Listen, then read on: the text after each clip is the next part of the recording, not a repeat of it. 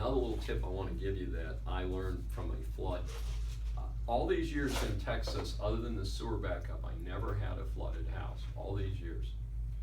I went to Virginia for about a dozen years, and I then rented my house out and I moved to another city in Virginia. While I am in the other city, I get a call, Dave, turn on your TV. Channel 13 will do, ABC.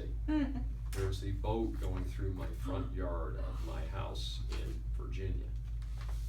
I'm in Virginia, but I'm in Charlottesville, which is up in the mountains. And what had happened is you may remember this is 2003. A hurricane came up the East Coast, and it did something that almost nothing ever does. It made a quick left turn and it went up the Chesapeake Bay instead of going up the Atlantic coastline. Well, when it goes up to Chesapeake Bay, remember the Jefferson Memorial? They call that the basin, you know, with the cherry blossom trees are, same place, cherry blossom trees. That's a dead end. So the hurricane pushes a 10-foot wall of water up the Potomac River, dead ends at the Jefferson Memorial and the cherry trees, comes back the other direction, past National Airport. If any of you are familiar with National Airport, the close-in airport, it sits on the Potomac River, literally. So it goes through and around the Potomac, the airport, and I'm 2 subdivisions below the airport, behind Old Town Alexandria, which did not get flooded. I'm the first low point when the water comes back down, dead ends comes back down. So it flooded from the north, not from the south.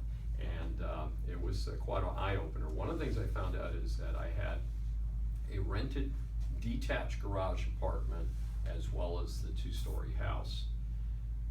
The flood insurance policy was incorrectly written and only covered the main house.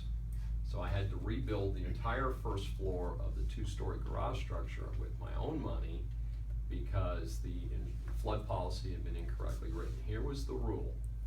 If the second building is not occupied, if it is truly a garage or a storage shed, and it's incidental to the main house, it will be covered.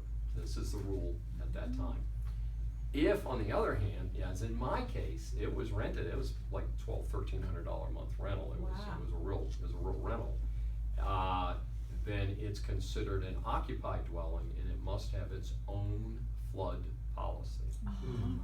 So I got clipped on that, so I share that with you. So we're dealing with that with the garage structure. I need to make sure the garage structure is covered down. The mess we have